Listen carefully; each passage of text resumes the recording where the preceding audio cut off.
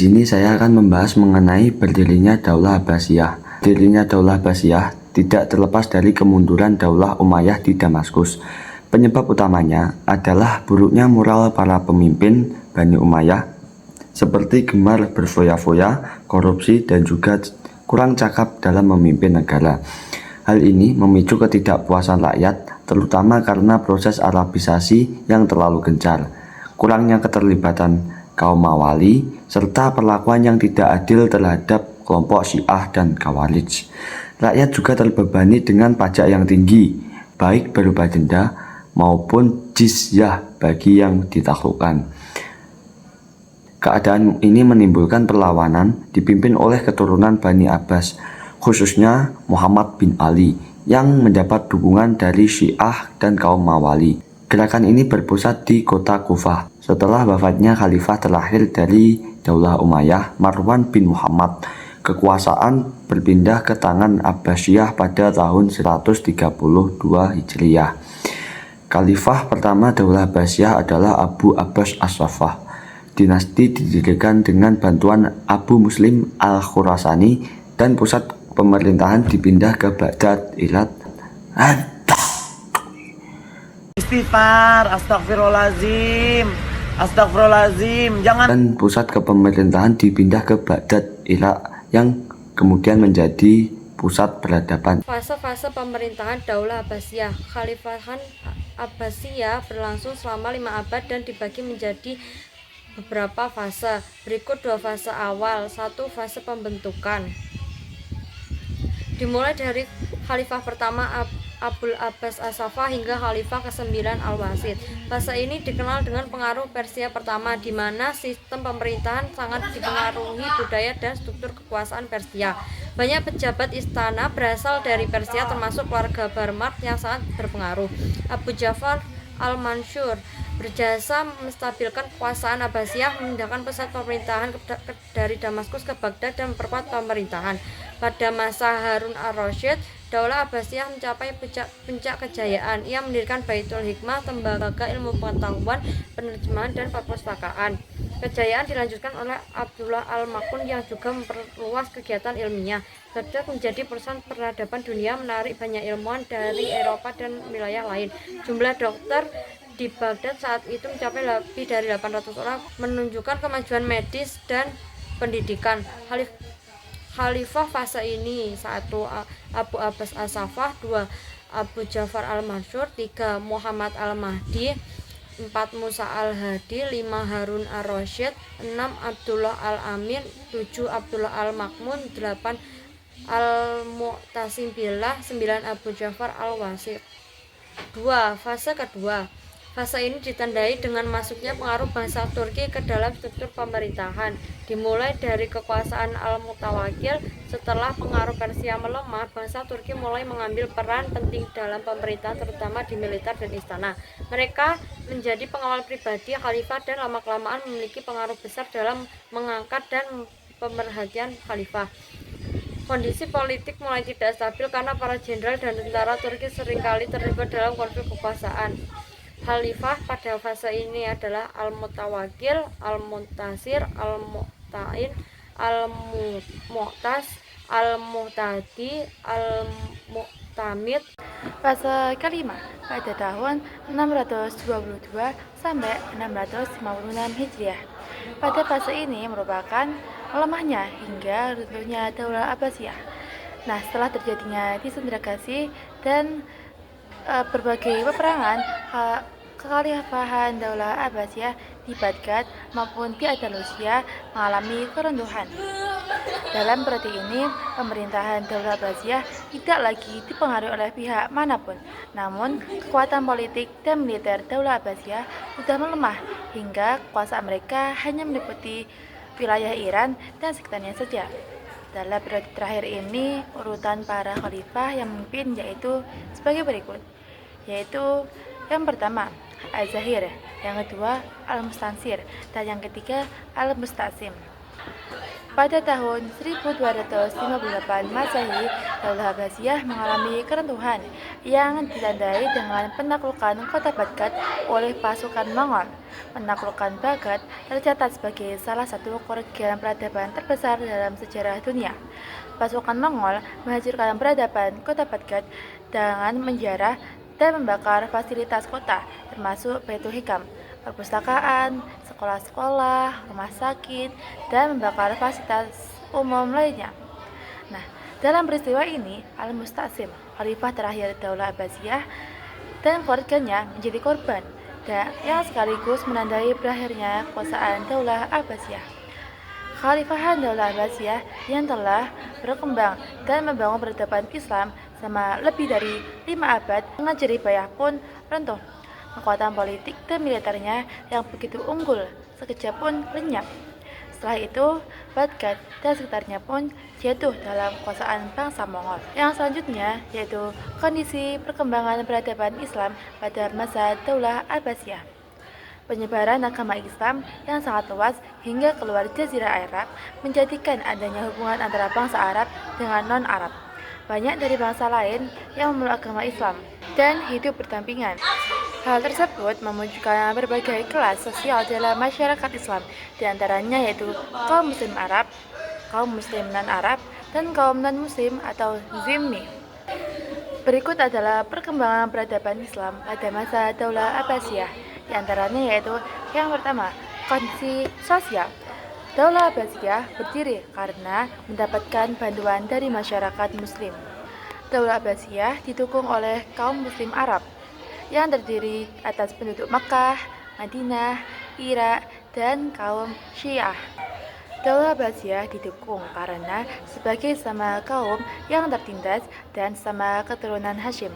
Bangsa Persia yang dianggap sebagai kelas 2 memberikan dukungan terbesar sebagai kaum muslim non-Arab untuk membangun kekuasaan Daulah Abbasiyah.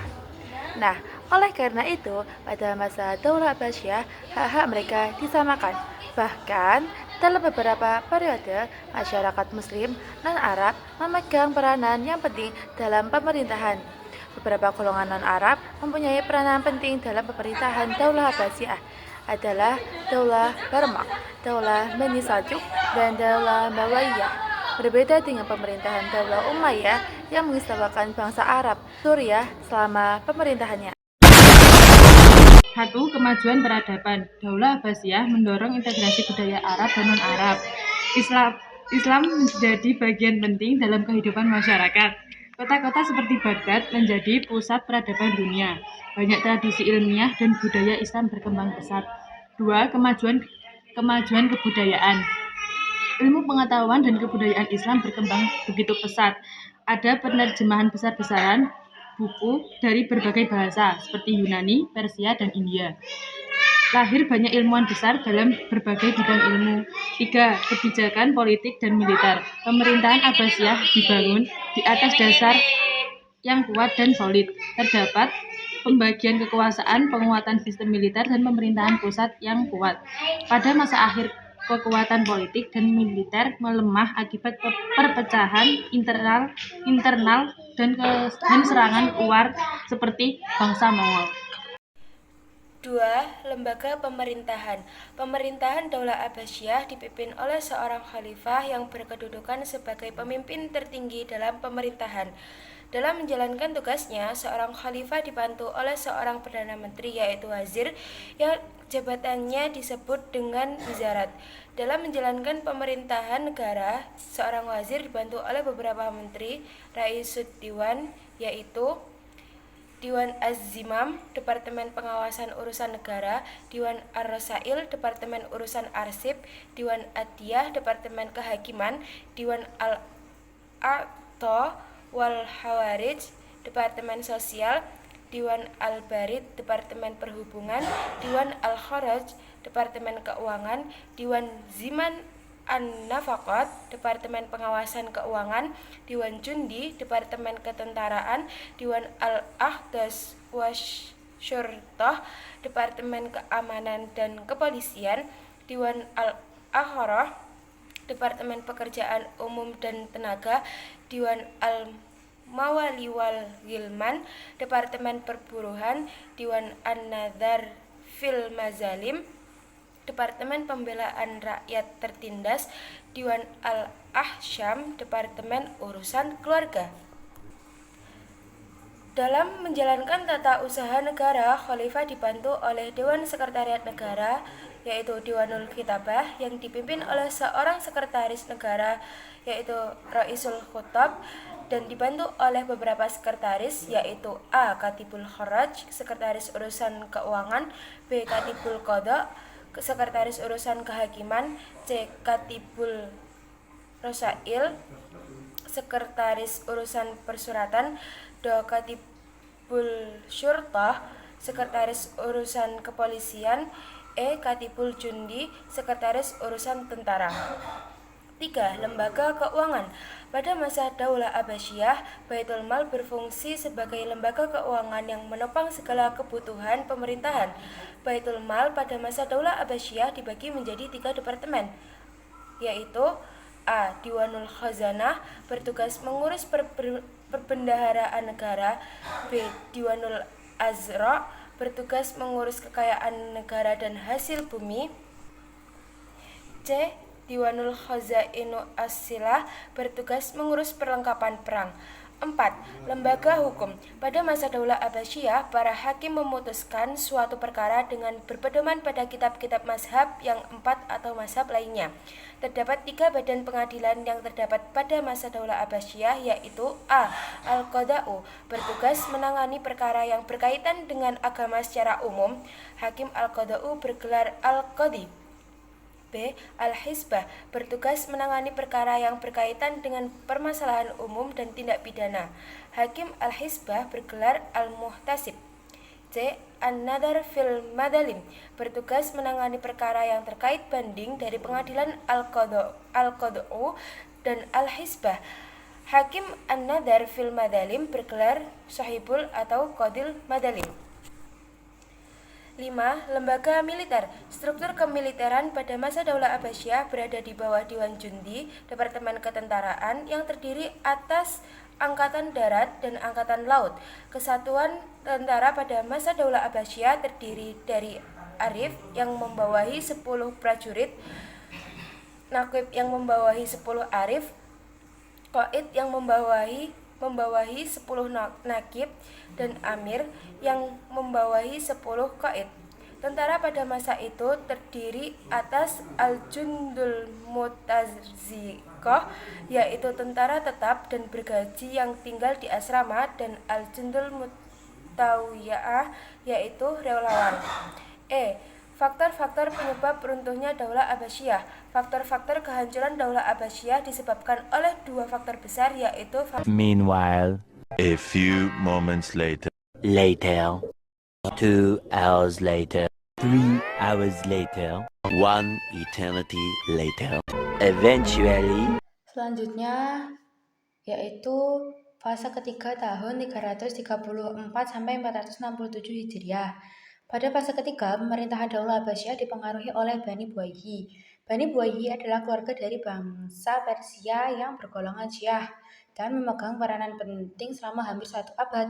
Kondisi politik pada fase ini tidak stabil karena adanya perebutan jabatan di antara para penguasa Bani Buwayhi. Bahkan, para khalifah kehilangan legitimasi sebagai pemimpin keagamaan. Salah satunya adalah posisi khatib sholat Jumat yang bisa diperankan oleh khalifah digantikan dengan orang-orang dari Bani Buwayhi. Urutan nama para khalifah yang memimpin pada periode ketiga ini adalah 1. Al-Muti, 2. At-Tai, 3. Al-Khadir, dan yang terakhir adalah Al-Qaim. Disintegrasi yang terjadi sebelumnya membuat dan banyak dari wilayah Daulah Abbasiyah yang jauh dari wilayah Baghdad mendeklarasikan kemerdekaannya. Di antaranya Muluk Tawaif dan Daulah Umayyah, Cordoba, Andalusia, Daulah Tununiyah, dan lain-lain. Kurang satu, yaitu Sebag Hakim di India melepaskan diri dari pengaruh kekuasaan pusat Daulah Abbasiyah. Pada fase ini, Perkembangan ilmu pengetahuan dan peradaban masih berjalan. Pelajar asing masih tetap belajar di pusat-pusat peradaban Islam, baik di Baghdad maupun di Andalusia. Karya-karya momentum dari Muhammad Al-Khawarizmi, Al-Ghibra dalam bidang matematika dan logaritma, serta karya Ad-Dawa Al-Qanun dari Ibnu Sina, kemudian At-Tashir fil Mudawat wa Tadbir karya Ibnu Zur, seorang ahli bedah dari Andalusia, masih menjadi panutan para pelajar Eropa untuk mendalaminya. Yang keempat, fase keempat tahun 467 sampai 622 Hijriah. Fase ini, pengaruh Turki masih memiliki peran yang ditandai oleh kekuasaan dan pengaruh Daulah Bani Saljuk dalam pemerintah Daulah Abbasiyah. Daulah Bani Saljuk berasal dari bangsa Turki yang bergolongan Islam Sunni, sama dengan Daulah Abbasiyah. Dalam periode ini, urutan nama para khalifah yang memimpin ada sebagai berikut. Karena sangat banyak, jadi saya akan menyebutkan 3 saja, yaitu yang pertama Al-Muqtadi, 2 Al-Mustazhir, dan yang ketiga Al-Mustarsyid dan lain-lain. Pada masa Khalifah An-Nasir, ia berhasil membentuk tentara yang kuat. Pada masa pemerintahannya pula, Daulah Bani Saljuk mengalami kehancuran. Kekuasaan Daulah Bani Saljuk diruntuhkan oleh Khawarizmi Shah pada tahun 1190 Masehi. Setelah itu, para khalifah Daulah Abbasiyah kembali menguasai penuh bidang politik dan keagamaan. Hanya wilayah kekuasaannya tidak sebesar masa sebelumnya, yakni hanya meliputi wilayah Irak dan sekitarnya. Kegiatan ilmu pengetahuan masih berjalan dan tetap dikembangkan oleh Daulah Abbasiyah di Baghdad meskipun bersifat konservatif dan stagnan atau berjalan di tempat. Namun, di wilayah Mesir dan Syam telah berkobar perang salib menghadapi kaum Nasrani dan Eropa yang berlangsung selama 2 abad. Dan selanjutnya akan dilanjutkan oleh teman saya.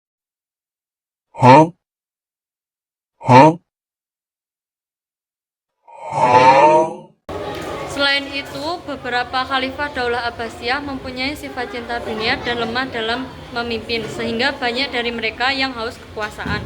Praktik pesta-pesta mewah dan korupsi yang merajalela di saat rakyat sedang mengalami kesusahan menambah ketidakpuasan rakyat sebagai rakyat terhadap khalifah. Kondisi perekonomian negara yang tidak stabil dan banyak terjadi perang menyebabkan ketidakpuasan rakyat memuncak hingga pada akhirnya memberontak dan memisahkan diri dari kekuasaan pemerintah pusat. Kondisi ini disebut masa disintegrasi Abbasiyah. A. Perang Salib. Perang Salib terjadi akibat ketidakpuasan umat Nasrani Eropa atas jatuhnya Yerusalem di bawah kekuasaan Islam. Pasukan salib menyerang wilayah-wilayah perkembangan Islam dan mengakibatkan banyak sekali fasilitas pendidikan dan fasilitas umum yang hancur. Selain itu, banyak korban masyarakat yang jatuh gugur pada perang ini, baik dari pihak Nasrani maupun dari pihak Islam. Perang besar ini berlangsung sangat lama, yaitu selama kurang lebih 2 abad, dari 1096 sampai 1286 Masehi. Sehingga melemahkan perekonomian dan kekuatan militer Islam. Selanjutnya yang ketiga yaitu serangan tentara Mongol. Bangsa Mongol berkembang menjadi kekuatan baru di dunia pada abad ke-13. Pasukan Mongol saat itu dipimpin oleh Genghis Khan, bahkan kekaisaran besar Tiongkok pun jatuh ke tangan Mongol. Kebesaran peradaban Islam juga tidak luput dari sasaran pasukan Mongol. Penyerangan Mongol ke wilayah Daulah Abbasiyah dilakukan pada tahun 1220 Masehi, bukan Hijriah tapi Masehi ya, dari kota besar peradaban Daulah Abbasiyah di wilayah Asia Tengah, yaitu Bukhara dan Samarkand. Ya. Tidak hanya itu, pasukan Mongol juga berhasil menaklukkan wilayah Tajikistan, Turkistan, Armenia sampai ke semenanjung Anatolia. Puncaknya adalah tahun 1258 Masehi, ketika penyerangan diarahkan ke pusat kekuasaan Daulah Abbasiyah di Baghdad dan akhirnya menghancurkan peradaban emas Islam di era Daulah Abbasiyah. Selanjutnya adalah teman saya. 1. Keseimbangan antar sistem pemerintahan dan kekuatan rakyat. Pemerintahan Daulah Abbasiyah mewujudkan peradaban dan kebudayaan Islam yang dapat menandingi kemajuan peradaban-peradaban sebelumnya, seperti dari peradaban Yunani, Romawi, Bizantium, India, dan sebagainya. Peradaban Daulah Abbasiyah tidak hanya menyempurnakan ilmu pengetahuan dari Yunani, Persia, dan India, namun juga menyempurnakan dengan ajaran Al-Quran dan Sunnah Nabi Muhammad SAW. Secara menyeluruh, peradaban Daulah Abbasiyah baik dari segi sosial, politik, ekonomi, dan seni budaya mengalami kemajuan yang pesat dan mendapat dukungan dari seluruh rakyat. Khalifah dapat menciptakan ikatan batin dan moral kepada suku-suku yang bermukim di wilayah kekuasaan Abbasiyah untuk bersama-sama memajukan dan memakmurkan wilayah Daulah Abbasiyah. Khalifah sendiri memiliki kebijakan dan program pembangunan yang menarik dari berbagai sektor. Khalifah juga sangat memperhatikan dan memberi dukungan kepada para tokoh dan ilmuwan untuk memajukan peradaban Daulah Abbasiyah. Khalifah berhasil menjadikan kota Baghdad sebagai kota internasional yang memiliki kecerdasan dalam mengembangkan perubahan dan politik pemerintahan untuk memajukan Islam.